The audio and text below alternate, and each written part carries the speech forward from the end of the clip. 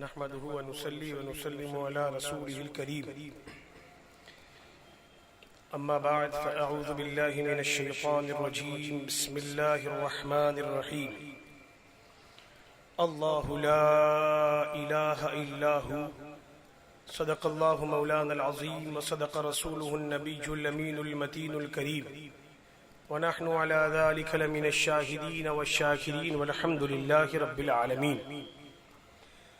حاضرین کرام، السلام علیکم ورحمۃ اللہ وبرکاتہ. نبی اکرم نور مجسم شفیع معظم کونین کے والی امام الانبیاء تاجدار ختم نبوت سرکار سیدنا و مولانا محمد الرسول اللہ صلی اللہ علیہ وسلم کی بارگاہ بے کس پناہ میں عقیدت و محبت کے ساتھ بآواز بلند درود پاک کا نذران محبت پیش کریں. پڑھے اللہم صلی علی سیدنا و مولانا محمد معدن الجود والکرم وآلہ الکرام ابنہ الکریم وبارک وسلم صلاة و سلاما علیک یا سیدی یا رسول اللہ یا حبیب اللہ یا نبی اللہ. قد ضاقت حیلتی انت وسیلتی ادرکنی سریعا سریعا فی قضاء حاجتی یا قاضی الحاجات. اعلی حضرت عظیم البرکت کنز الکرامت شیخ الاسلام والمسلمین سیدنا امام احمد رضا قادری برکاتی فاضل بریلوی علیہ الرحمت و رضوان فرماتے ہیں، وہی رب ہے جس نے تجھ کو ہمتن کرم بنایا، وہی رب ہے جس نے تجھ کو ہمتن کرم بنایا، ہمیں بھیک مانگنے کو تیرا آستاں بتایا، تجھے حمد ہے خدایا، تجھے حمد ہے خدایا. یہی بولے سدرہ والے چمنے جہاں کے تھالے، یہی بولے سدرہ والے چمنے جہاں کے تھالے، سبھی میں نے چھان ڈالے تیرے پائے کا نہ پایا. یا رسول اللہ تجھے یک نے یک بنایا، تجھے یک نے یک بنایا.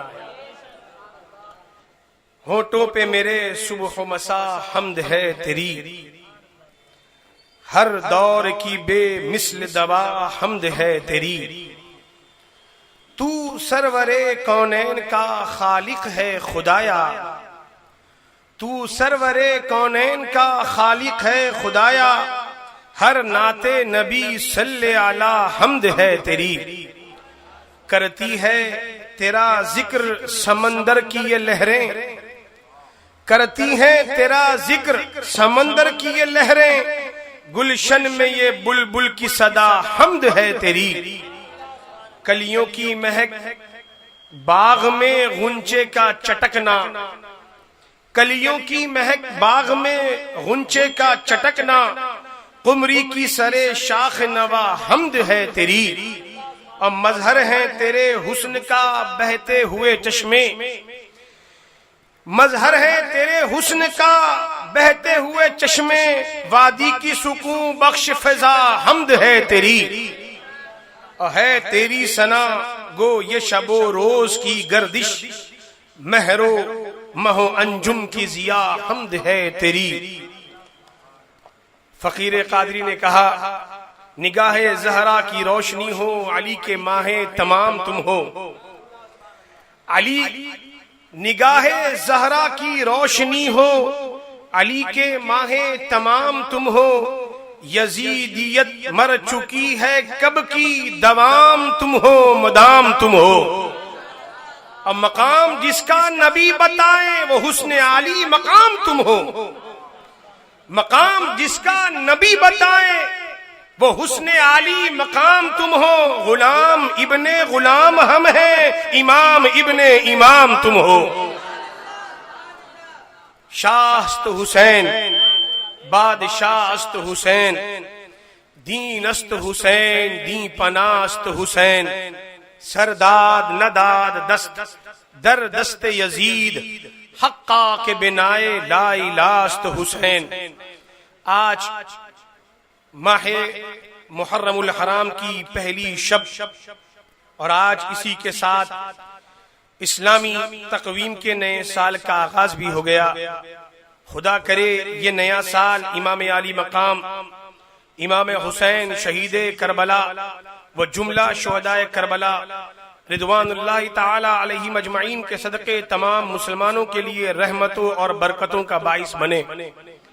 اسلامی سال کا یہ پہلا مہینہ اور خاص کر اس پہلے مہینے کا پہلا عشرہ مسلمانوں کو صبر و استقامت اور اپنے دین کی راہ میں ہر طرح کی قربانی پیش کرنے کا جذبہ عطا کرتا ہے، اور صرف اتنا ہی نہیں بلکہ ہر دور میں پیش آنے والی مشکلات اور دین متین کے خلاف اٹھنے والی ہر آواز کے خلاف ڈٹ جانے کا حوصلہ بھی عطا کرتا ہے۔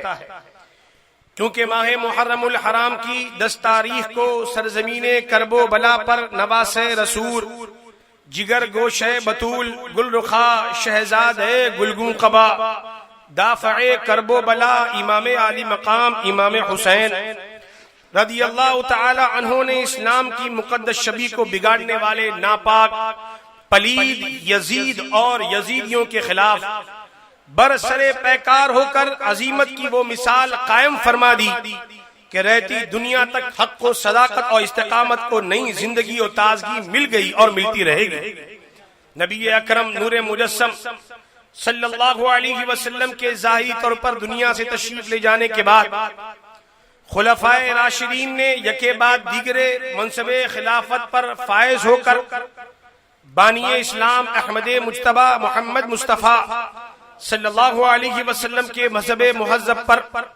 مذہب مہذب کو اپنے خون جگر سے سینچا، اور ایسا سینچا کہ اس کی رونق اس کی بہاریں آج بھی اہل اسلام کو نور عطا کر رہی ہیں، اور ایک سچا مسلمان صحیح العقیدہ مسلمان اس نور کی نورانیت سے خود بھی اور خود کو منور کر رہا ہے، اور اس گلستان کو جسے نبی معظم صلی اللہ علیہ وسلم نے سجایا سنوارا مہکایا، اس کی صحیح نگرانی پاسبانی اگر کسی نے کی تو وہ آقا کائنات صلی اللہ علیہ وسلم کے خلفائے راشدین نے کی۔ اس وقت بھی ابو جہل نے اس گلستان کو بے نور کرنے کی کوششیں کی، لیکن وہ جہنمی ناکام رہا اور خود کو نور کی دشمنی میں ناری بنا دیا۔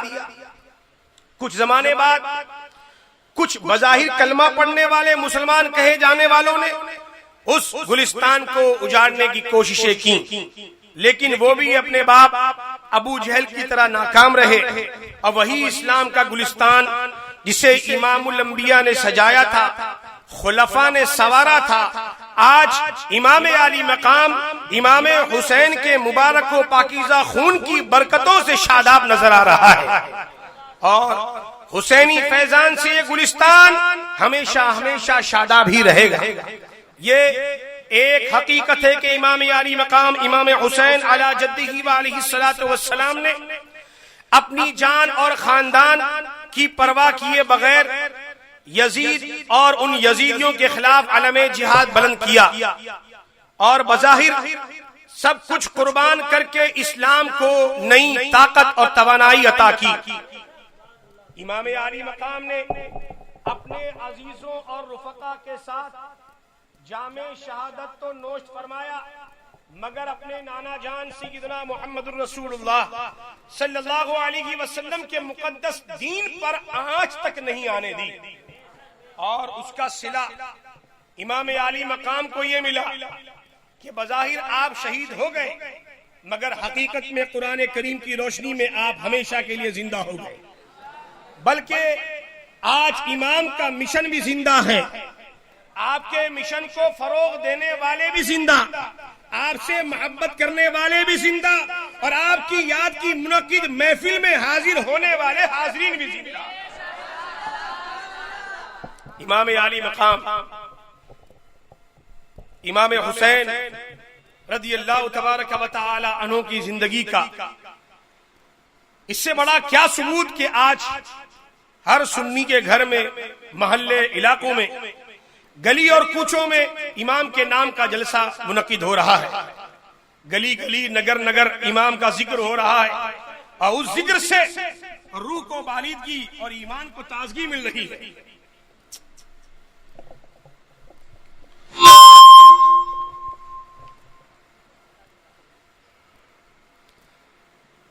محفل امام حسین کی دھومیں ہیں، وہیں آپ کے اس علاقے میں اور اس گلی میں جسے ہم 4 یار اسٹریٹ کہتے ہیں، یہاں پر بھی ذکر حسین کی محفل سجی ہے، اور اس محفل کے قیام کا صحرا بھی خلیفہ حضور مفتی اعظم حضور سراج ملت علیہ رحمت و رضوان کے سر پر جاتا ہے، جنہوں نے ایک زمانے تک اپنے اس علاقے میں اپنے گھر کے نیچے محفل امام عالی مقام کا انعقاد کیا، اور اس کی برکتوں سے خود بھی مالا مال ہوئے اور اہل محلہ کو، اپنے مریدین، معتقدین، محبین کو بھی مالا مال فرماتے رہے۔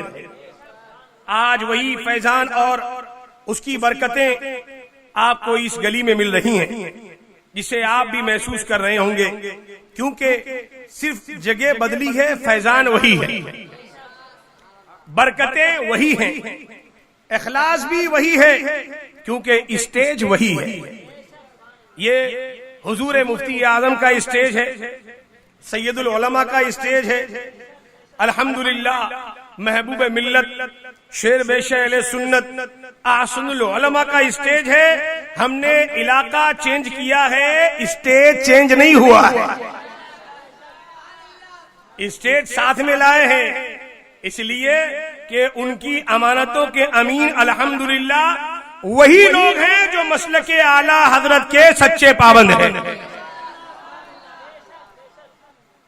حضرت امیر معاویہ کو گالیاں دینے والے، صحابہ کرام کی شان میں تبرہ کرنے والے، یہ سنی نہیں ہے، یہ مسلک اہل سنت کے داعی نہیں ہے۔ اعلی حضرت کے مسلک کا سچا ماننے والا وہی ہے جو حضور کے تمام اصحاب سے سچی محبت و عقیدت رکھنے والا۔ مولا تعالیٰ اس محفل کو سجانے والوں کو، اس محفل کے سجانے والوں کو، اس میں شرکت کرنے والوں کو اپنے پیارے حبیب علیہ السلام کے صدقے تمام بزرگوں کے فیضان سے مالا مال فرمائے، اور اللہ تعالیٰ کی کرم سے امام عالی مقام کا فیضان بھی ایسا ملا کہ اس بار بھی آج سے مسلسل 12، 13، 14 روز تک روزانہ بعد نماز عشاء اس مقام پر امام عالی مقام و شہدائے کربلا کی یاد میں محفل مقدس کا اہتمام ہوا کرے گا۔ یہ فقیر اپنے آقاؤں کی نظر عنایت سے بولنے کی سعادت حاصل کرتا رہے گا، کیونکہ مجھے یہ بولنے کا جذبہ میرے کریم و رحیم رب نے، میرے پیر و مرشد، میرے والد ماجد، میرے استاد محترم، میرے قائد و امام، میرے رہبر و پیشوا حضور سراج ملت علیہ رحمت و رضوان کے صدقے میں عطا فرمایا۔ حضرت نے اپنے سامنے مجھے اسٹیج پر کھڑا کیا، بولنا سکھایا، اصلاح کی اور اپنی دعاؤں سے نوازا، حوصلہ افزائی فرمائی۔ اسی نوری سراجی دعاؤں کی برکتوں سے فقید قادری آپ کے سامنے حاضر ہے۔ اللہ تبارک و تعالی ہم سب کو حق کہنے، حق سننے، حق پر چلنے کی توفیق عطا فرمائے۔ درود پاک پڑھیں، اللہم صلی علی سیدنا مولانا محمد ماجد الجود والکرم وآلہ کرام ابن الکریم وبارک وسلم۔ میں اپنی گفتگو کا آغاز اس نام کی خصوصیت ذکر کرتے ہوئے کر رہا ہوں جس نام سے بہتر کوئی نام ہی نہیں، اور وہ نام ہے نام اللہ، کہ جس طرح رب تبارک و تعالی کی ذات پاک اور بے مثل ہے، اسی طرح اس کا مبارک اور مقدس نام بھی بے مثل و بے مثال ہے، اور ان ناموں میں لفظ اللہ میں وہ معنویت اور وہ خصوصیت ہے کہ اس کا تو کوئی اندازہ ہی نہیں لگا سکتا۔ آپ کو معلوم ہونا چاہیے کہ کسی بھی زبان کا کوئی لفظ ہو، اردو کا ہو، خاص کر عربی کا کوئی لفظ ہو، جب اس سے کوئی حرف ڈیلیٹ کر دیا جائے، حذف کر دیا جائے، ہٹا دیا جائے، تو اس کی اپنی اصلی معنوی حیثیت یہ ختم ہو جاتی ہے، اب یا پھر وہ بالکل بے معنی ہو کر رہ جاتا ہے، یا اس کا معنی بدل جاتا ہے۔ آپ کوئی بھی نام لے لیجئے، مثال کے طور پر ممبئی ہمارے شہر کا نام ہے، لے لیجئے، 2 میم ہے، پہلا میم ہٹا دیجئے، اب اس کو اگر پکارا جائے یا بولا جائے تو وہ بے معنی ہے، اس کی کوئی خاص حیثیت باقی نہیں۔ کرناٹک کو لے لیجئے، کرناٹک کا پہلا کاف اور رے اس کو ہٹا دیجئے تو ناٹک بن گیا۔ بہار کو لے لیجئے، شروع کا ایک حرف بے ہے اس کو ہٹا دیجئے تو ہار بن گیا۔ تو کوئی بھی ایسا لفظ اس کا ایک لفظ دو لفظ آپ ہٹا دیجئے، حذف کر دیجئے تو اس کی معنوی حیثیت بدل جاتی ہے، بے معنی ہو جاتا ہے یا اس کا معنی بدل جاتا ہے۔ لیکن سبحان اللہ، یہ میرے رب کے نام کا کمال ہے کہ اس کے نام مبارک کی شان یہ کس قدر اور کتنا ذیشان ہے، کتنا ہی باکمال ہے کہ اس کے نام سے کوئی بھی لفظ حذف کر دیا جائے اس کی معنوی حیثیت برقرار رہتی ہے۔ وہ لفظ ہر حال میں خالق کائنات پر ہی دلالت کرتا ہوا نظر آئے گا۔ اب غور کریں اور لفظ اللہ، نام اللہ، اب اس کے کمال کی جھلک کو دیکھیں۔ اگر لفظ اللہ میں 4 حرف ہیں، الف، لام، لام اور ہے۔ اب لفظ اللہ کے الف کو حذف کریں، اب باقی لفظ کو اپنے حال پر رہنے دیجیے تو لفظ ہوگا للہ۔ اب ایسا نہیں کہ الف کے ہٹنے سے یہ کسی اور کے لیے بولا جا سکتا ہے، الف تھا تو اللہ تھا تو اللہ ہی کے لیے بولا جائے گا، الف ہٹ گیا تو کسی کے لیے بولا جائے، ایسا نہیں۔ الف کے حذف ہونے کے باوجود یہ لفظ للہ اللہ تعالی ہی کے لیے خاص ہے۔ اللہ تعالیٰ فرماتا ہے وَلِلَّهِ جُنُودُ السَّمَاوَاتِ وَالْأَرْضِ، اللہ کے لیے ہی ہیں آسمانوں اور زمین کے لشکر۔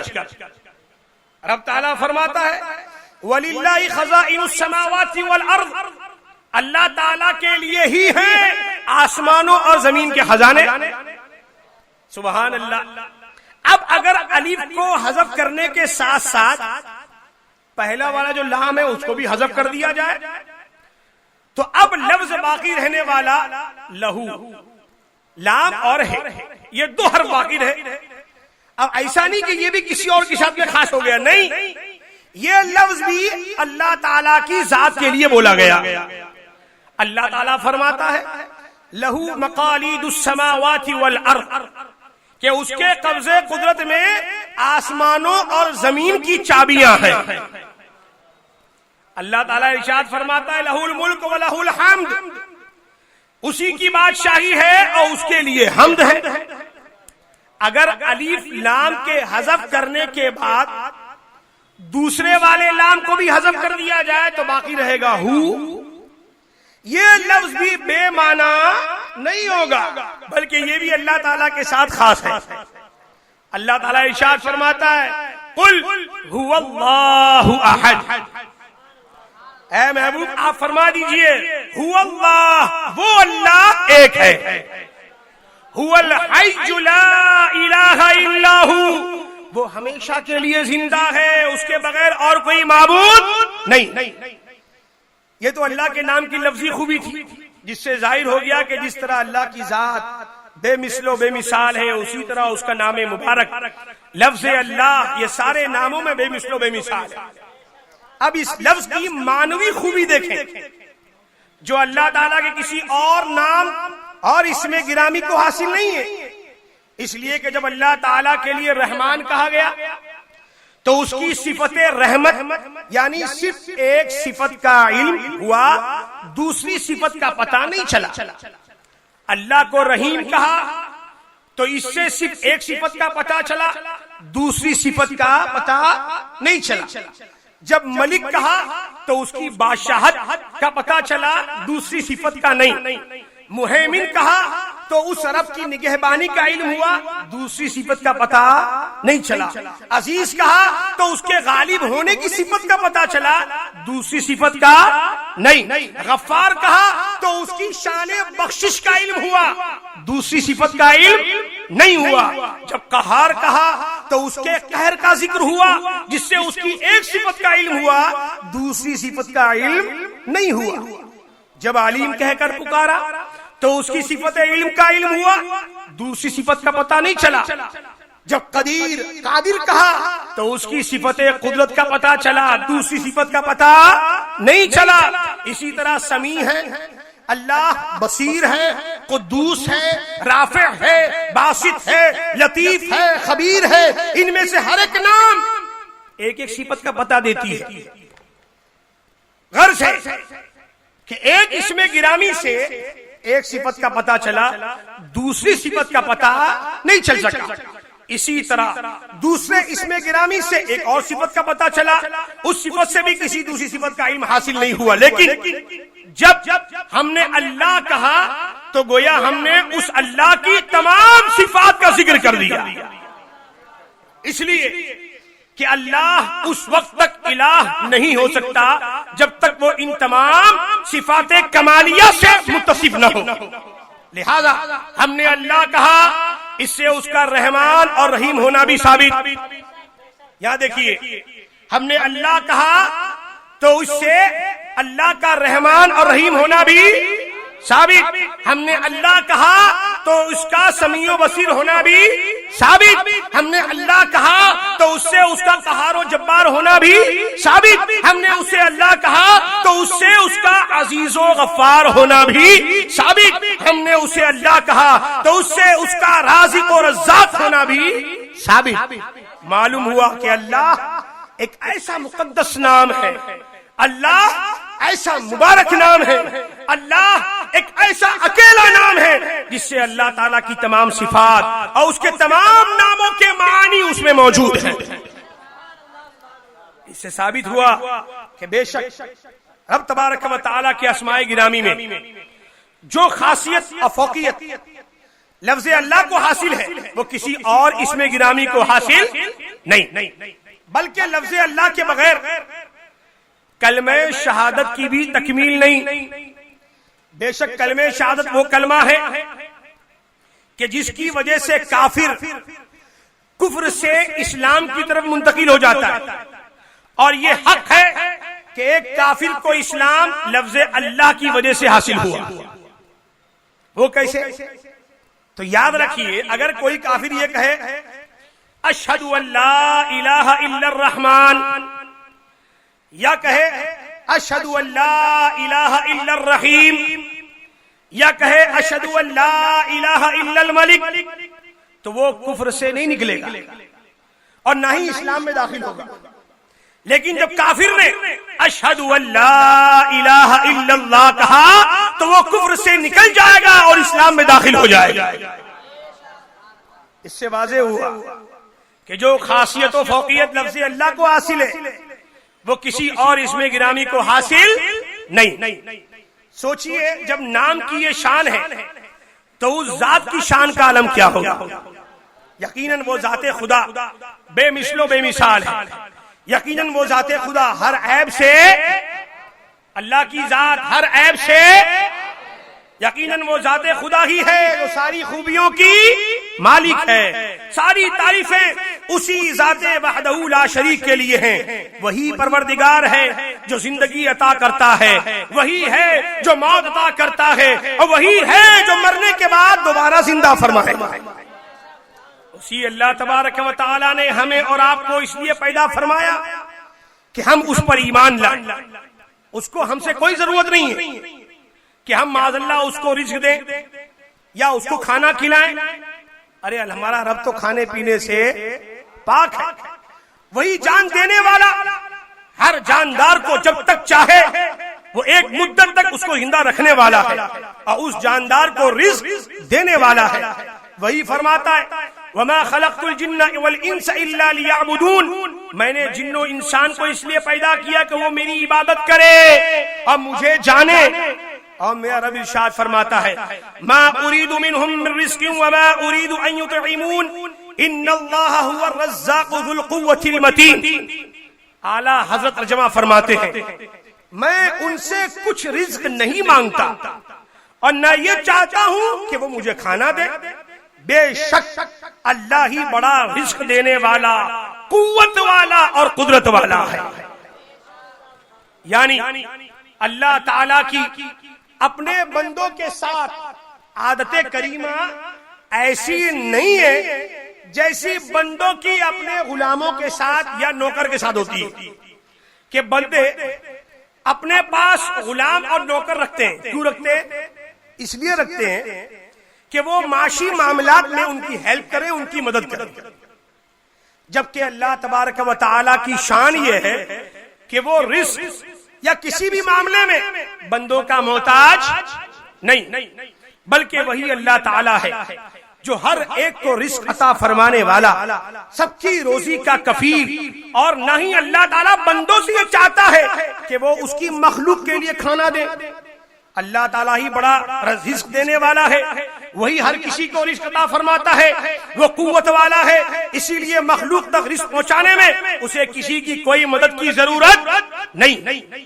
اور رزق پیدا کرنے پر قدرت رکھنے والا ہے، سب کو وہی دیتا ہے، سب کو، اور وہی سب کو پالتا ہے، اور وہی زندگی اور موت کا مالک ہے. اگر وہ چاہے، دیکھیے اللہ کی شان، اگر اللہ چاہے تو وقت کسی کے لیے طویل فرما دے اور وہی وقت کسی کے لیے تھوڑا کر دے. اب واقعہ سنیے. سرکار سیدنا عزیر علیہ السلام بیت المقدس کے پاس سے گزر رہے تھے. اس کا ذکر قرآن کریم میں ہی موجود ہے جو میں سنا رہا ہوں.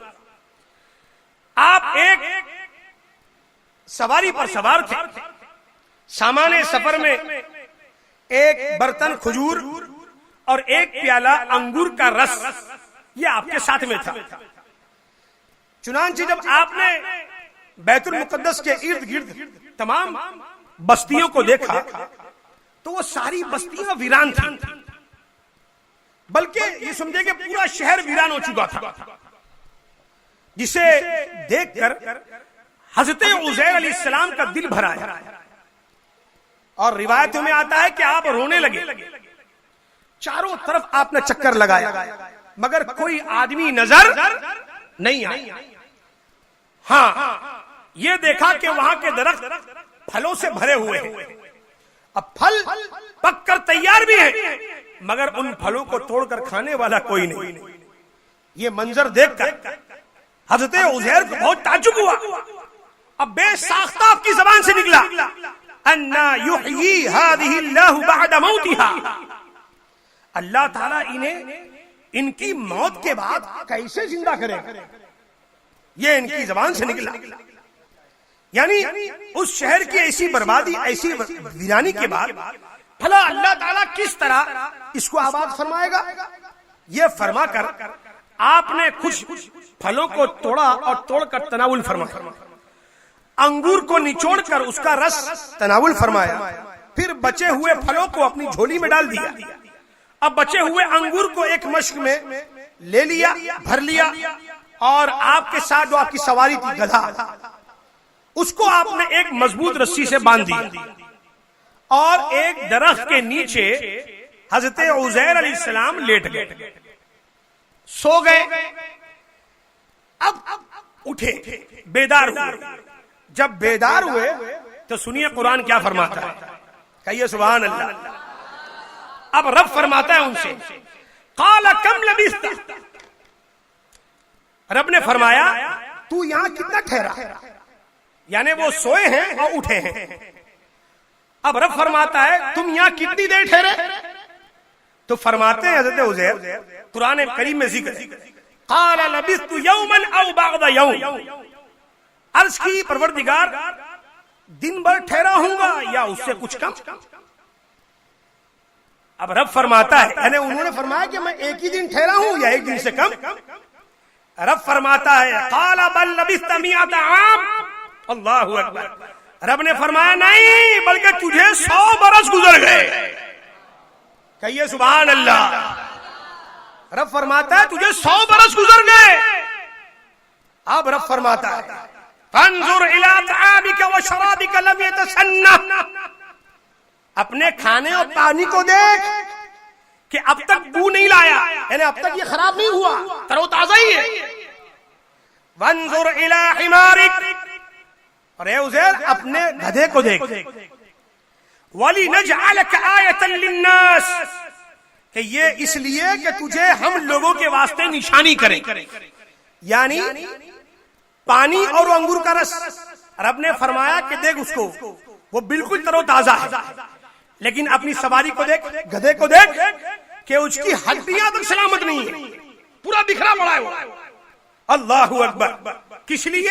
تو رب فرماتا ہے وَلِنَجْعَلَكَ آیَةً لِلنَّاسِ، یہ اس لیے کہ تجھے ہم لوگوں کے واسطے نشانی کریں. پھر رب ارشاد فرماتا ہے وَانظُرْ إِلَى الْعِظَامِ كَيْفَ نُنشِزُهَا ثُمَّ نَكْسُوهَا لَحْمًا، اور ان ہڈیوں کو دیکھ کیوں کر ہم انہیں اٹھان دیتے ہیں پھر انہیں گوشت پہناتے ہیں. اللہ اکبر. رب فرماتا ہے فَلَمَّا تَبَيَّنَ لَهُ، جب یہ معاملہ اس پر ظاہر ہو گیا. اللہ ارشاد فرماتا ہے یعنی حضرت عزیر پر یہ معاملہ ظاہر ہو گیا تو حضرت عزیر فرماتے ہیں قال اعلم، بے شک میں خوب جانتا ہوں ان اللہ علی کل شیء قدیر، کہ اللہ تعالیٰ سب کچھ کر سکتا ہے. 100 سال کے بعد آپ کو شام کے وقت زندہ کیا گیا.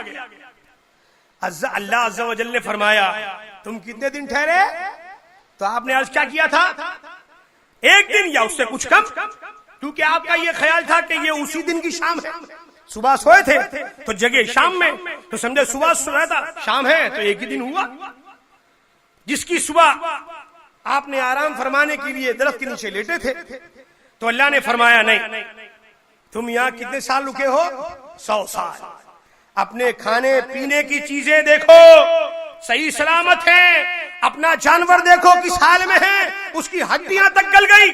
جب سرکار سیدنا عزیر علیہ السلام نے کھجورے اور انگور کا رس دیکھا تو واقعی دونوں کی تر و تازگی میں کوئی فرق نہیں آیا تھا، جبکہ حمار گدھا بالکل گل گیا تھا اور اس کے اعضاء بھی بکھر گئے تھے، صرف ہڈیاں ہی ہڈیاں سفید نظر آ رہی تھی. اب آگے رب تبارک و تعالی نے اپنی نشانیاں ظاہر کی کہ دیکھتے ہی دیکھتے گدھے کے اعضاء جمع ہو گئے، جو اس کی ہڈیاں پھیلی تھیں وہ دیکھتے ہی دیکھتے جمع ہو گئے، ہڈیوں پر گوشت اور کھال آ گئی اور گدھا زندہ ہو کر آواز نکالنے لگا. آپ بھی آواز نکالو سبحان اللہ. رب کی قدرت سنو تو ذرا اپنی آواز نکالو سبحان اللہ. ہم ہیں اصل توحید والے، ہم ہیں اصل توحید والے الحمدللہ. کیوں؟ اس لیے کہ ہم ہی رسالت والے ہیں. جو رسالت والا ہے وہی توحید والا، جو توحید والا ہے وہی رسالت والا ہے. قدرت خداوندی کا یہ شاندار اور جب بے مثال نمونہ دیکھا حضرت عزیر نے تو دیکھتے ہی ان کی زبان پر جاری ہو گیا اعلم ان اللہ علی کل شیء قدیر، میں خوب جانتا ہوں کہ اللہ ہر چیز پر قادر ہے. یہ واقعہ رب کی قدرت کا عظیم شاہکار، اور یقیناً اللہ تعالیٰ ہر چیز پر قادر. جس طرح اللہ نے 100 سال بعد نہ صرف حضرت سیدنا عزیر کو دوبارہ اٹھایا بلکہ آپ کے گدھے کو بھی زندہ کیا، اسی طرح بروز قیامت اللہ تعالیٰ سب لوگوں کو حساب کتاب کے لیے زندہ فرمائے گا. اب دیکھیے اللہ تعالیٰ نے جب 100 برس کا عرصہ گزر گیا تو ظاہر سی بات ہے جب 100 سال کا عرصہ گزرا تو وہ 100 سال کا عرصہ سب کے لیے گزرنا چاہیے تھا، ہے نا بھائی؟ 100 سال کا عرصہ گزرا تب وہ 100 سال کا عرصہ جو ہے وہ سب کے لیے گزرنا چاہیے تھا. یعنی کھانے پینے کی چیزوں پر بھی اور حمار پر بھی 100 برس گزرتے، لیکن ہوا کیا؟ اللہ تعالیٰ فرماتا ہے ذرا اپنے کھانے اور پانی کو تو دیکھ کہ بالکل اس میں کوئی تبدیلی نہیں آئی. اب غور کرو، جو چیز جلد خراب ہونے والی تھی وہ بالکل بھی نہیں بدلی، جو چیز جلدی خراب ہونے والی تھی وہ بالکل بھی نہیں بدلی، اور جو گدھا طاقتور ہوتا ہے اس کی تمام ہڈیاں منتشر پڑی ہیں. مطلب یہ کہ اللہ تعالیٰ نے فرمایا اے عزیر میں نے یہ 100 برس کا عرصہ تجھ پر یومن او بعد یوم کر کے گزارا. جس طرح تیرے لیے تھوڑا عرصہ کیا، تیرے کھانے پینے کی چیزوں کے لیے بھی اسے قلیل کر دیا تاکہ تیرے کھانے اور پینے کا تازہ ہونا تیرے یومن او بعد یوم کی دلیل ہو جائے. اس لیے کہ انہوں نے فرمایا تھا کہ ایک دن یا اس سے کم، تو اس کی دلیل ہو جائے کہ وہ تر و تازہ ہے. بس تیرے دعوے کی دلیل تو یہ کھانا اور انگوروں کا رس ہے. اب میرے دعوے کی دلیل یہ ہے کہ تو حمار کی طرف دیکھ کہ 100 برس میں اس کا جو حال ہونا تھا وہی ہوا ہے. سبحان اللہ. اب اگر کوئی کہے کہ یہ کیسے ہو سکتا ہے کہ 100 برس بھی صحیح ہو اور یومن او بعد یوم بھی صحیح، تو سنیں، قیامت کا دن 50,000 سال کا ہوگا. قیامت کا ایک دن، مگر اہل ایمان، اولیاء، صالحین، شہداء کے لیے ایک وقت کی نماز سے بھی جلدی گزر جائے. قیامت میں اگر صالحین سے پوچھا جائے گا کہ تم یہاں کتنے دن ٹھہرے، تو اپنے مشاہدے کے مطابق وقت کا اختصار بیان کریں گے کہ 2 رکعت پڑھاؤں، یا جو بھی ان کو وقت گزرا ہوگا وہ عرض کریں گے. اور اگر کفار و مشرکین سے دریافت کیا جائے گا تو وہ اپنا پورا ماجرا بیان کریں گے. وقت وہی ہے، مگر اس وقت کا خالق جس کے لیے وقت کو چاہے مختصر کر دے اور جس کے لیے چاہے طویل فرما دے.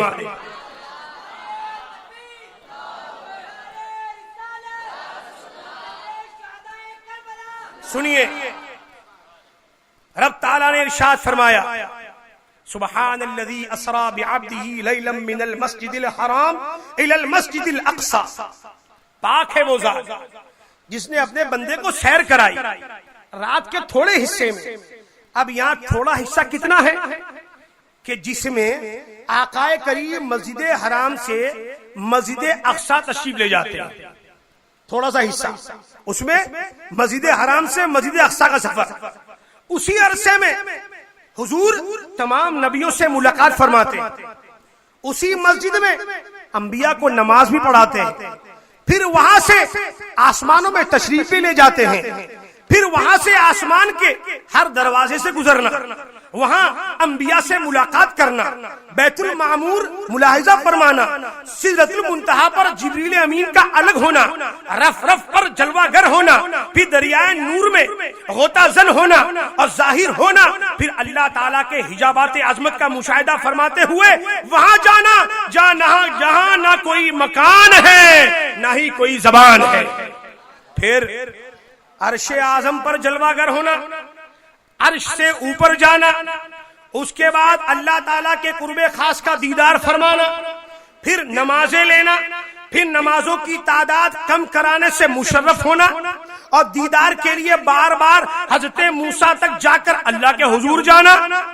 آپ بتائیں ان سب کاموں میں حضور کے لیے کتنا عرصہ گزرا اور یہ کتنا وقت گزرا. بس میرے آقا صلی اللہ علیہ وسلم کے لیے تو سفر معراج کا یہ اتنا طویل سفر تھا کہ بعض روایتوں کے مطابق حضور صلی اللہ علیہ وسلم 18 سال تک سیر فرماتے رہے.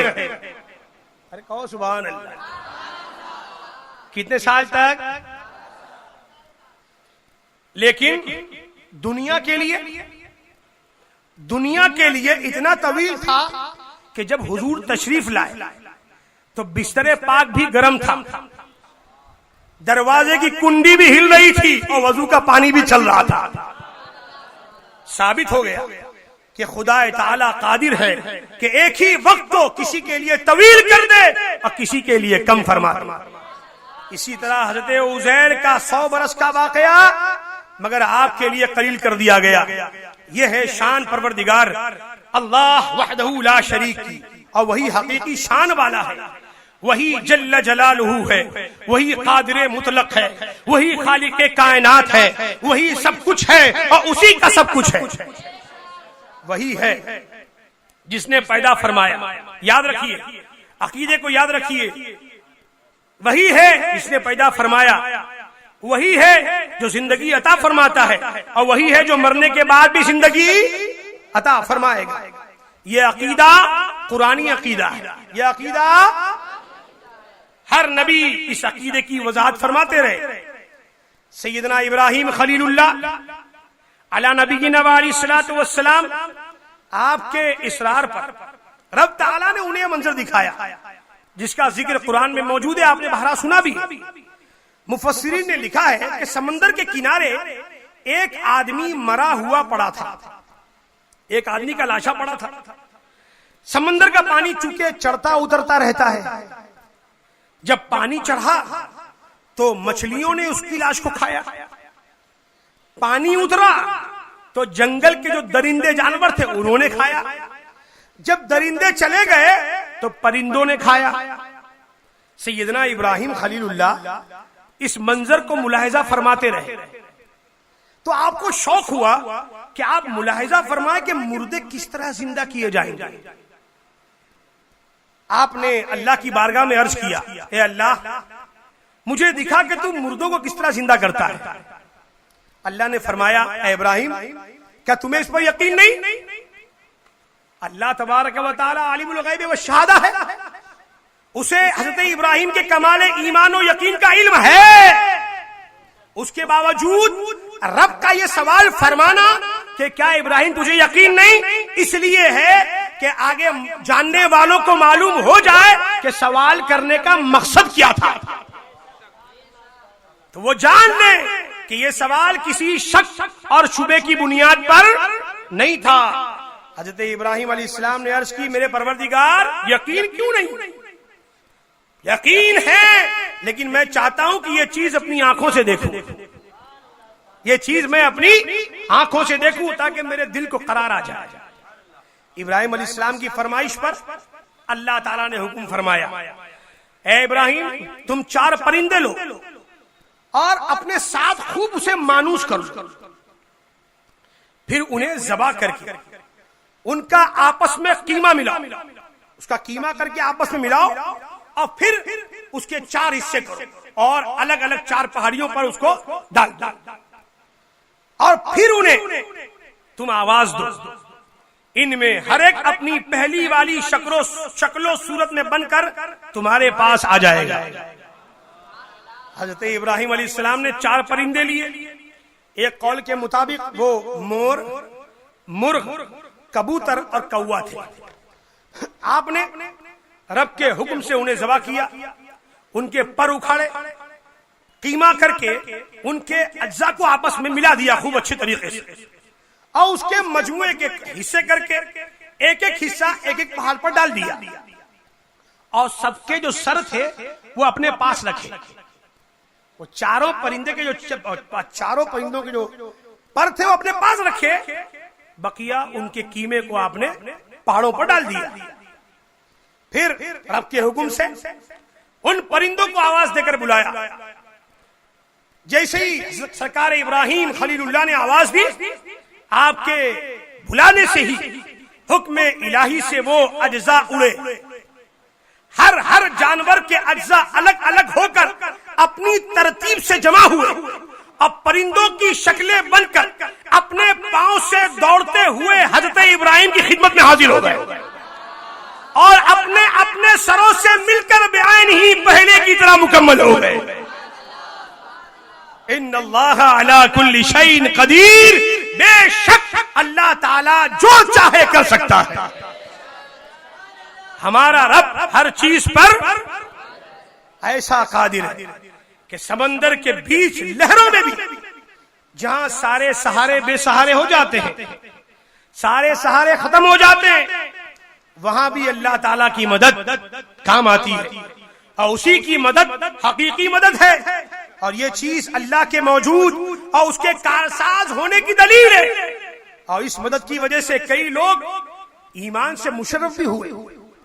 ایک واقعہ سنیں، صحابی رسول سیدنا سعد بن ابی وقاص رضی اللہ تبارک و تعالی عنہ، جن کو یہ شرف حاصل ہے کہ حضور نے ان کو فرمایا، اے سعد تجھ پر میرے ماں باپ قربان. حضرت سعد ابن ابی وقاص رضی اللہ تعالی عنہ حضرت سیدنا اکرمہ رضی اللہ تعالی عنہ کے کلمہ پڑھنے کا پس منظر بیان کرتے ہیں. یہ سیدنا اکرمہ کون ہے؟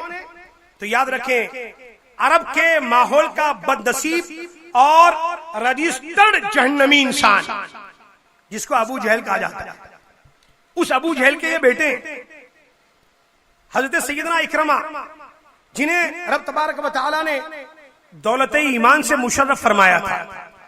اب حضرت اکرمہ کو کیسے ایمان نصیب ہوا؟ تو حضرت سعد فرماتے ہیں کہ کشتی میں بہت سے مشرکین بیٹھے تھے، اس میں حضرت اکرمہ بھی تھے. اس وقت انہوں نے ایمان نہیں لایا. اچانک موجیں تیز ہو گئیں، زبردست طوفان برپا ہو گیا، بچنے کی کوئی امید باقی نہ رہی. اور ایسے حال میں اچھوں کے حال بگڑ جاتے ہیں، اور جس پر رب کا کرم ہوتا ہے اس کا حال بحال ہو جاتا ہے. سبحان اللہ. تو فرماتے ہیں حضرت سعد کہ فقال اصحاب السفینۃ اخلصوا، کشتی والے کہنے لگے کہ اب سب مخلص ہو جاؤ.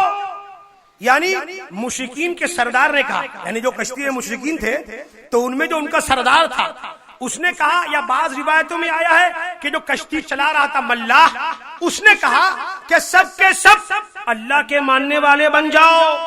اور کہنے لگے فَإِنَّ آلِهَتَكُمْ لَا تُغْنِي عَنْكُمْ شَيْئًا، کہ تمہارے بت اب تمہیں نہیں بچا سکتے، لہذا اب اللہ کو پکارو کہ وہی ہے جو ہمیں اس طوفان سے بچائے گا. یہ سن کر حضرت اکرمہ بڑا غصہ آیا. وہ اس وقت مشرک تھے، بت پرست تھے، بتوں کو پوجتے تھے. انہوں نے جب اپنے لیڈروں کا، اپنے گرو ہنٹالوں کا یہ خطبہ سنا کہ تم اب بتوں کو چھوڑو، اللہ کو پکارو، تو وہ سوچنے لگے کہ یہ کیسا مذہب ہے، یہ کیسے لوگ ہیں کہ خشکی میں ان کا مذہب الگ ہے، سمندر میں کچھ اور. تو آپ فرمانے لگے واللہ لئن لم ينجني من البحر الا الاخلاص لا ينجيني في البر غيره. مجھے خدا کی قسم ہے اگر اس وقت سمندر سے اللہ تعالیٰ بچا سکتا ہے تو پھر خشکی میں جانے کے بعد بھی اللہ ہی بچا سکے گا. اب یہاں حضرت اکرمہ کے دل میں نور ایمان کی جلوہ گری ہوتی ہے. کہیے سبحان اللہ. آپ اللہ تعالیٰ کو مخاطب کرتے ہوئے فرماتے ہیں اللہم ان لک علی عہد، اے اللہ میں تیرے ساتھ ایک معاہدہ کرتا ہوں، ایک ایگریمنٹ کرتا ہوں، اس سے وعدہ کرتا ہوں، معاہدہ کرتا ہوں. ان انت عافیتنی، آج اگر تو نے مجھے بچایا، مما انا فیہ، جس بھور میں پھنس چکا ہوں، اگر تو نے مجھے اس حال سے بچا لیا، ان آتی محمدن صلی اللہ علیہ وسلم، تو میں محمد عربی کے پاس چلے جاؤں گا. سبحان اللہ. یعنی یہاں سے نکلوں گا تو یہاں سے نکلتے پہلا کام یہ کروں گا حتی اضع یدی فی یدہ، میں جا کر محمد عربی کے ہاتھ میں اپنا ہاتھ دے دوں گا. اب دیکھیے حضرت اکرمہ بیٹے ابو جہل کے، اور اس وقت تک خود بھی مشرک ہے، حضور علیہ السلام کے دین کے تو دشمن ہیں، مگر میرے آقا دو عالم کے داتا صاحب جود و سخا سیدنا محمد الرسول اللہ صلی اللہ علیہ وسلم کی شان کا کیا کہنا کہ اس دامن پر غیروں کو بھی یقین تھا، تو ایسا ویسا نہیں بلکہ کامل یقین تھا. استاد زمن فرماتے ہیں یہ کبھی انکار کرتے ہی نہیں، یہ کبھی انکار کرتے ہی نہیں، یہ کبھی انکار کرتے، یہ کبھی انکار کرتے ہی نہیں، بے نواؤ آزما کر دیکھ لو، بے نواؤ آزما کر. میرے اعلیٰ فرماتے واہ کیا جود و کرم ہے شگ بطحا تیرا، نہیں سنتا ہی نہیں مانگنے والا تیرا، دھارے چلتے ہیں عطا کے وہ ہے قطرہ تیرا، تارے کھلتے ہیں سخا کے وہ ہے ذرہ تیرا، منگتا کا ہاتھ اٹھتے ہی داتا کی دین تھی، دوروں قبول و عرض میں بس ہاتھ بھر کی ہے، اب مانگیں گے کیا فرمائے امام، مانگیں گے مانگے جائیں گے، منہ مانگی پائیں گے، سرکار میں نہ لا ہے نہ حاجت اگر کی ہے۔ میرے آقا کی شان کریمی کا یہ عالم، حضرت اکرمہ کو اتنا سب کچھ ہونے کے بعد بھی حضور علیہ السلام کے عفو و کرم پر کامل بھروسہ تھا کہ یہ وہ بارگاہ کریمی ہے کہ نہ یہاں لا ہے اور نہ یہاں کوئی شرط ہے کہ ایسا کرو گے تو ملے گا، نہیں کرو گے تو نہیں ملے گا، نہیں، امام کیا فرماتے ہیں، میرے کریم سے گر قطرہ کسی نے دریا بہا دیے ہیں، دربے بہا دیے۔ وہابیوں کا خود ساختہ نبی، خود کا بنایا ہوا نبی جو مجبور ہے، جو کچھ دے نہیں سکتا۔ ہمارے نبی کی شان گرچہ آج کا وہابی نہ مانے لیکن مشرک ضرور مان رہا ہے کہ مالک کونین ہے، وہ پاس کچھ رکھتے نہیں، دو جہاں کی نعمتیں ہیں ان کے خالی ہاتھ۔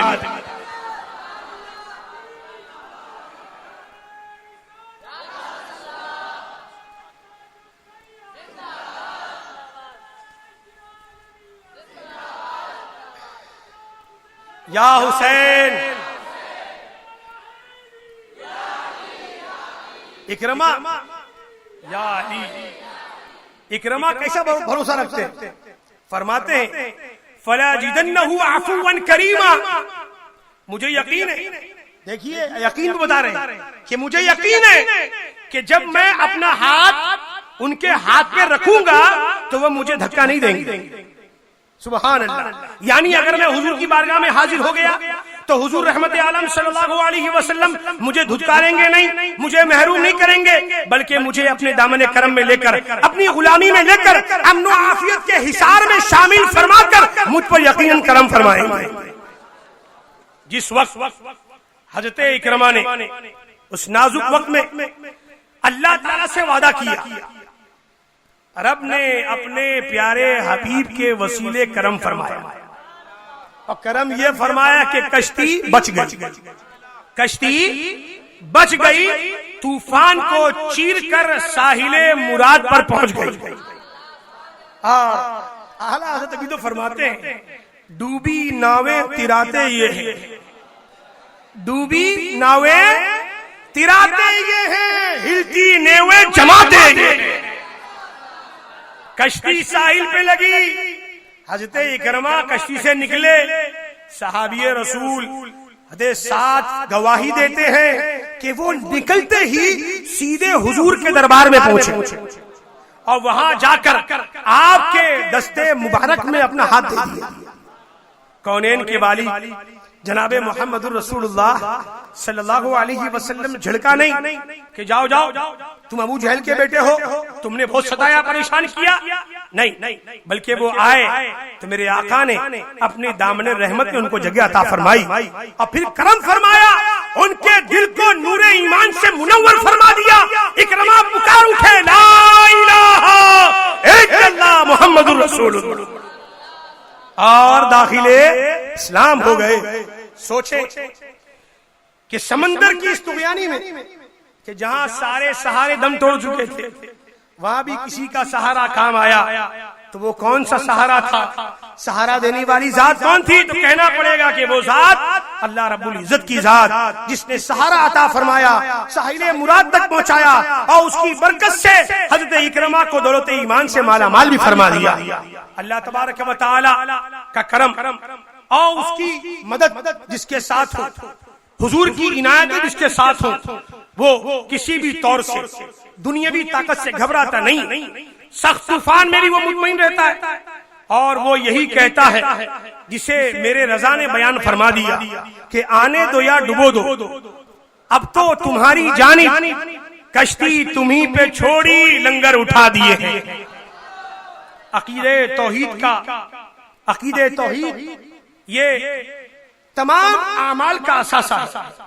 اگر اس میں کچھ کمی آئی تو سارے اعمال دھرے کے دھرے رہ جائیں گے. اس لیے اس پر تمام انبیاء کرام نے، رسولان اعظام نے خصوصی توجہ فرمائی، اور یہ سلسلہ آج تک جاری و ساری ہے.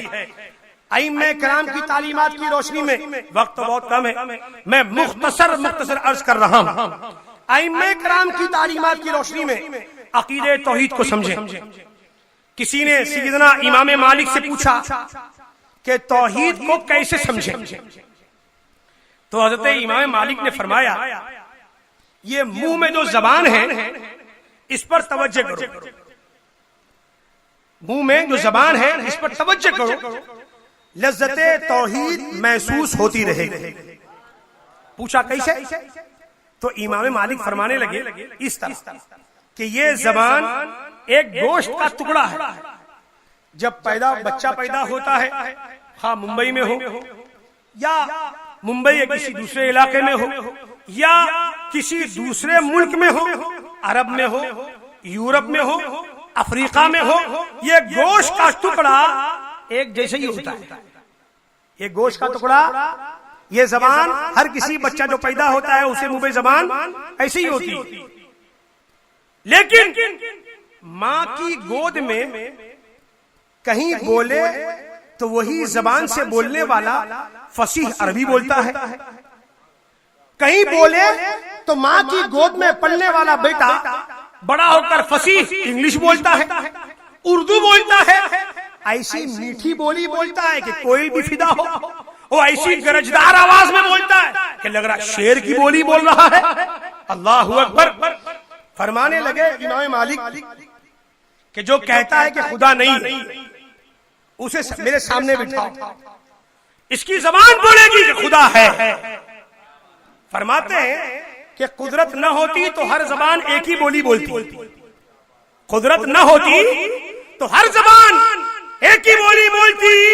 یہاں تو ہر زبان الگ الگ بولی بول رہی ہے، الگ الگ انداز ہے، تو یہ سب ٹکڑے ایک ہی ہیں لیکن انداز الگ الگ ہے. یہ بتاتا ہے کہ وہ ذات ہے. کون ہے؟ وہ اللہ کی ذات ہے جس نے زبان تو ایک پیدا فرمائی لیکن بولی مختلف فرمائی. امام احمد ابن حنبل سے کسی نے پوچھا کہ آپ ہمیں مسئلے توحید سمجھا دیجئے، تو امام احمد ابن حنبل فرمانے لگے بہت آسان ہے. پوچھا کیسے؟ فرمانے لگے ایک قلعہ ہوا بند ہے، یعنی اس میں ہوا جانے کا کوئی راستہ کچھ نہیں، دیوار سے گھرا ہوا ہے، ہوا بند قلعہ ہے. اس کے اندر سونا ہے، اس کے اندر سونا، باہر اس کے چاندی. اس کی دیوار پھٹتی ہے، حالانکہ وہ قلعہ ہوا بند تھا، اس کے باوجود اس قلعے کے اندر سے جاندار برآمد ہوتا ہے اور وہ دیکھتا بھی ہے اور سنتا بھی ہے. امام احمد ابن حنبل فرماتے ہیں جو ہوا بند قلعے میں جاندار کو جان بھی دے، سننے کی طاقت بھی دے، دیکھنے کی شان بھی دے، اسے رب العزت کہا جاتا ہے. سبحان اللہ. پوچھنے والے نے پوچھا یہ ہوا بند قلعہ کیا ہے؟ امام نے فرمایا احمد ابن حنبل علیہ رحمہ نے کہ وہ مرغی کا انڈا. کیا فرمایا؟ وہ مرغی کا انڈا، اندر زردی، باہر سیال مادہ، پھر اوپر انڈے کی وہ دیوار. ہوا بند ہے، باہر سے آکسیجن اندر جاتا نہیں، باہر سے ہوا اندر جاتی نہیں، لیکن وقت معین پر مخصوص شرائط کے بعد جب وہ انڈا ٹوٹتا ہے تو چوزا بولتا ہوا باہر آتا ہے. امام احمد ابن حنبل فرماتے سنو، اس ماحول میں جس نے جان دی اور باقی رکھا وہ ذات ہے جسے رب ذوالجلال کہا جاتا ہے. سبحان اللہ. امام شافعی سے کسی نے پوچھا توحید کے بارے میں، آپ ارشاد فرمائیں کہ یہ کیا ہے؟ تو امام شافعی فرمانے لگے بڑی آسان ہے، یہ بات سمجھنے کے لیے بڑی آسان ہے. کیسے؟ آپ نے فرمایا شہتوت کا پتا. کیا فرمایا؟ شہتوت کا پتا. اس کو دیکھو، یہ پتا ہرنی بھی کھاتی ہے، بکری بھی کھاتی ہے، ریشم کا کیڑا بھی کھاتا ہے، اور شہد کی مکھی بھی اسے استعمال کرتی ہے. امام شافعی فرماتے ہیں کہ اگر کائنات چلانے والی ذات وہ علیم و خبیر نہ ہوتی تو جب پتے کا مزاج ایک جیسا ہے تو نتیجہ بھی ایک ہی جیسا نکلتا. ایسا نہیں کہ جو بکری نے کھایا وہ الگ تھا، ہرنی نے کھایا وہ الگ تھا، بلکہ مزاج سب کا ایک تھا مگر نتیجہ الگ الگ. ہرنی نے شہتوت کا پتا کھایا، کستوری بنی. ہرنی نے شہتوت کا پتا کھایا تو کیا بنا؟ کستوری بنی. بکری نے کھایا، مینگنی بنی. شہد کی مکھی نے استعمال کیا تو میٹھا شہد بنا، اور ریشم کے کیڑے نے استعمال کیا تو نرم ریشم بن گیا. امام شافعی فرمانے لگے چیز ایک ہے، پروڈکشن جدا جدا ہے. فرمایا جس کی یہ شان ہو اسے رب کائنات کہا جاتا ہے. سبحان اللہ. سیدنا امام اعظم ابو حنیفہ سے کسی نے پوچھا، دہریوں کی پوری جماعت تھی، کہتے تھے کہ ہم خدا نہیں مانتے، معاذ اللہ رب العالمین یہ کائنات خود چل رہی ہے. امام الائمہ کاشف الغمہ امام اعظم نعمان بن ثابت رضی اللہ تعالی عنہ نے فرمایا ان سے کہ دجلہ بہ رہا ہے، اس پار سے اس پار میری طرف تم آئے ہو، کیا تمہاری عقل یہ مانتی ہے کہ کوئی بندہ یہ دعویٰ کرے کہ درخت خود بخود گرا، اس کے خود بخود تختے بن گئے، خود بخود وہ تختے آپس میں جڑ گئے، کشتی بن گئی، اور تو اور موجیں طغیانی پر تھی، ہوائیں مخالف سمت کی تھی، مگر کشتی خود بخود چلنے لگی اور اس نے سواریوں کو ساحل مراد تک پہنچا بھی دیا. اوہو، تو وہ کہنے لگے کہ امام یہ بات عقل بالکل تسلیم نہیں کرتی کہ سب خود ہی کچھ سب کچھ خود بخود ہو جائے اور بغیر ملاح کے کشتی چلے، ہوا بھی بالکل مخالف ہو. یہ چیز عقل بالکل تسلیم نہیں کرتی. امام الائمہ فرماتے ہیں پھر مجھ سے بحث کیوں کرتے ہو؟ مجھ سے بحث کیوں کرتے ہو؟ اگر ملاح کے بغیر کشتی نہیں چل سکتی تو سن لو خدا کے بغیر کائنات کی ہستی نہیں چل سکتی. یعنی وہی عظیم ہستی ہے جس نے عالم کو معدوم سے وجود میں لایا، وہی حقیقی شان والا ہے، اسی کے لیے حمد ہے. اور جب اس کی شان یہ ہو تو پھر وہی اس بات کا مستحق ہے کہ اس کی عبادت کی جائے، اسی لیے ہم اسی کی عبادت کرتے ہیں، اس کے علاوہ کسی کو مستحق عبادت تصور نہیں کرتے. وہی اللہ ہے کہ جس کا جلوہ عالم میں ہر طرف ہے، وہی اللہ ہے جو کسی جگہ نہیں مگر ہر جگہ موجود ہے، وہی اللہ ہے جو خالق بھی ہے، مالک بھی ہے، غفور بھی ہے، رحیم بھی ہے، قادر بھی ہے، قدوس بھی ہے، بدیع السماوات والارض بھی ہے. وہی اللہ ہے کہ ہر مومن کو اس کی رویت، اس کے دیدار کی آرزو. فنا فی اللہ مفتی اعظم فرماتے ہیں، درود پاک پڑھیے، اللہم صلی علی سیدنا مولانا محمد ماجد الجود والکرم وآل الکرام ابن الکری وبارک وسلم. حضور مفتی اعظم کا ذکر تو بہت ضروری ہے. حضور مفتی اعظم کا دل اللہ کی خشیت وہ اللہ کے نور سے اتنا منور تھا، اتنا مجلہ مزکہ مصفہ منقہ تھا کہ حضرت صدر الافاضل اعلیٰ حضرت کی بارگاہ میں حاضر ہوئے، عرض کیا حضور ایسا وظیفہ عنایت فرمائے کہ میں اسے پڑھ لوں تو میرا دل اللہ کی یاد میں جاری ہو جائے، یعنی زبان بند رہے، دل اللہ کا ذکر کرتا رہے. تو میرے اعلیٰ حضرت نے کتنا خوب وظیفہ عطا فرمایا، سبحان اللہ. حضور مفتی اعظم کی عمر شریف بہت کم تھی، 12-15 سال کی ہوگی مشکل سے. اعلیٰ حضرت نے فرمایا کہ مصطفیٰ میاں کے بستر پر لیٹ جائیے، مصطفیٰ میاں کے بستر پر لیٹ جائیے۔ صدر الافاضل بحکم اعلیٰ حضرت حضور مفتی اعظم کے بستر پر لیٹ گئے۔ اس بستر کی برکت یہ ہوئی کہ صدر الافاضل جیسے عالم کا دل اللہ کے ذکر میں جاری ہو گیا۔ سبحان اللہ۔ وہ مفتی اعظم فرماتے ہیں قلب کو اس کی رویت کی ہے آرزو، جس کا جلوہ ہے عالم میں ہر چار سو، بلکہ خود نفس میں ہے وہ سبحانہ، بلکہ خود نفس میں ہے وہ سبحانہ، عرش پر ہے مگر عرش پر ہے مگر عرش کو جستجو اللہ اللہ اللہ اللہ اللہ اللہ اللہ، عرش و فرش و زمان و جہت اے خدا جس طرف دیکھتا ہوں ہے جلوہ تیرا، ذرے ذرے کی آنکھوں میں تو ہی ضیا، ذرے ذرے کی آنکھوں میں تو ہی ضیا، قطرے قطرے کی تو قطرے قطرے کی تو ہی تو ہے آرزو، اللہ اللہ اللہ اللہ اللہ اللہ۔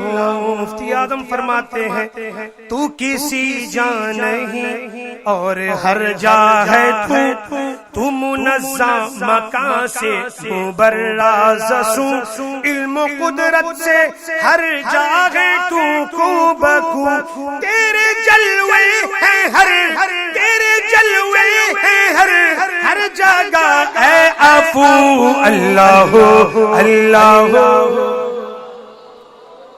اللہ اللہ اللہ اللہ۔ نغمہ سنجان گلشن میں چرچا تیرا، چہچہے ذکر حق کے ہے صبح و مساء، اپنی اپنی چہچ اپنی اپنی صدا، اپنی اپنی چہچ اپنی اپنی صدا، سب کا مطلب ہے واحد کے واحد ہے تو، اللہ اللہ اللہ سبحان اللہ۔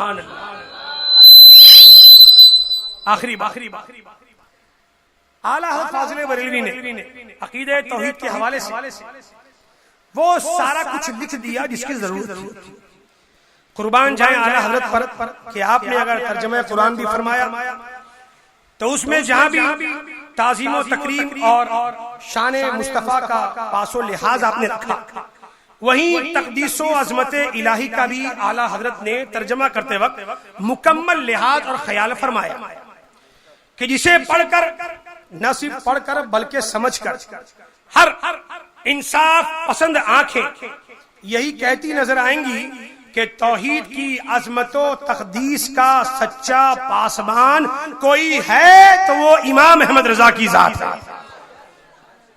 باقی جو نجد کے ریال پل پر پلنے والے وہابی غیر مقلد ہیں، جو اپنے آپ کو توحید کا ٹھیکیدار سمجھتے ہیں، ان کا حال تو بس یہی ہے کہ ان کے دامن تک پہنچ جائیں نہ چھینٹیں خون کے، ہے تڑپنے میں بھی لازم مرغ بسم الاحتیاط، نام پر توحید کے انکار تعظیم رسول، نام پر توحید کے انکار تعظیم رسول، کیا غضب ہے کفر کو کہتے ہیں لا ظالم احتیاط۔ میں یہاں پر 3 مثالیں پیش کرتا ہوں جس سے واضح ہو جائے گا کہ اعلیٰ حضرت جہاں عظمت مصطفیٰ کے محافظ ہیں، شان صحابہ اہل بیت کے محافظ، اولیاء کرام کی عظمتوں کے محافظ، وہیں امام احمد رضا توحید کے سچے پکے پاسبان، علم بردار اور محافظ ہیں۔ پہلی مثال شاید آپ کو معلوم بھی ہے کہ قرآن کریم کا ترجمہ کرنے والے اکثر جب لفظ بسم اللہ کا ترجمہ کرتے ہیں تو کہتے ہیں شروع کرتا ہوں یا شروع اللہ کے نام سے۔ گرامر اور نحوی ترکیب کے اعتبار سے یہ ترجمہ غلط تو ہے ہی، یہ ترجمہ مقصد سے بھی ہٹا ہوا ہے کہ آقا کریم علیہ السلام فرماتے ہیں ہر اچھا اور نیک کام اللہ کے نام سے شروع کیا جائے، لیکن وہ ترجمہ جس میں لفظ شروع بھی پہلے ہے، شروع اللہ کے نام سے، اس میں بجائے اللہ کے نام سے شروع ہونے کے لفظ شروع سے ترجمہ شروع ہوا ہے۔ لیکن اعلیٰ حضرت کی شان، آپ نے وہ ترجمہ کیا جو عظمت الہی کا عین مظہر ہے۔ یہ ترجمہ بتاتا ہے کہ ایک انسان کی زندگی کا حاصل صرف اور صرف اللہ کی ذات ہے۔ اعلیٰ حضرت ترجمہ فرماتے ہیں بسم اللہ الرحمن الرحیم کا، دیوبندی نے ترجمہ کیا شروع کرتا ہوں اللہ کے نام سے، کیا کیا؟ اور اعلیٰ حضرت نے کیا فرمایا؟ اللہ کے نام سے شروع۔ غیر مقلد ترجمہ کرتا ہے شروع کرتا ہوں اللہ کے نام سے، دیوبندی ترجمہ کیا اللہ کے نام سے شروع کرتا ہوں اللہ کے نام سے۔ یہ اپنے آپ کو توحید کا ٹھیکیدار بھی کہتے ہیں اور شروع بھی اللہ کے نام سے نہیں کر رہا۔ اعلیٰ حضرت کی ذات کے قربان میرے امام ترجمہ فرما رہے ہیں تو فرماتے ہیں اللہ کے نام سے شروع۔ کیا فرماتے ہیں؟ آواز سے کیا فرماتے ہیں؟ اس ترجمے کی روشنی میں جو بھی کام شروع کیا جائے وہ فرمان مصطفیٰ کے مطابق ہوا اور براہ راست اللہ کے نام سے شروع ہوا۔ اس کے علاوہ بھی اس میں کئی ایسی چیزیں ہیں جو وضاحت طلب ہے، پھر کبھی کسی موقع پر انشاءاللہ اس کی وضاحت کروں گا۔ یہ تھی پہلی مثال۔ اب دوسری مثال قرآن کریم میں ہے وَمَكَرُوا وَمَكَرَ اللَّهُ وَاللَّهُ خَيْرُ الْمَاكِرِينَ۔ اس آیت کا ترجمہ دیوبندیوں نے کیا، کیا کیا؟ مکرو، کافروں نے مکر کیا، مکر اللہ، اللہ نے ان کے ساتھ مکر کیا، واللہ خیر الماکرین، اور اللہ بہترین مکر کرنے والا ہے۔ کہیے معاذ اللہ رب العالمین، لا الہ الا اللہ محمد رسول اللہ صلی اللہ علیہ وسلم۔ دیکھیے کیسا ترجمہ، توحید کے ٹھیکیدار، اور ترجمہ کیا کہ اللہ کو مکار ثابت کر رہا ہے۔ اب بتائیں جو اللہ کو مگر کرنے والا بتائے اس کے ایمان کا کیا حال ہوگا؟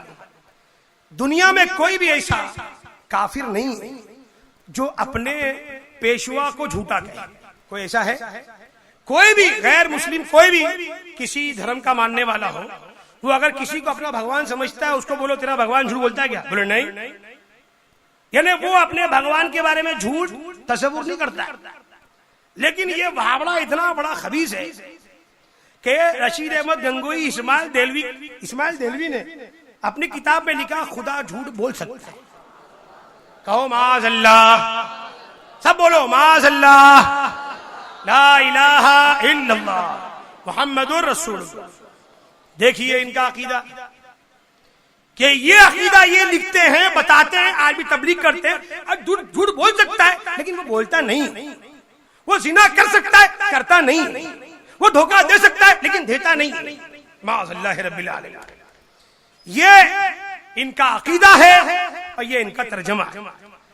ہم جس خدا کی عبادت کرتے ہیں، ہم سنی جس خدا کی عبادت کرتے ہیں وہ سبحان ہے، ہر عیب سے، ہر عیب سے، ہر کمی سے۔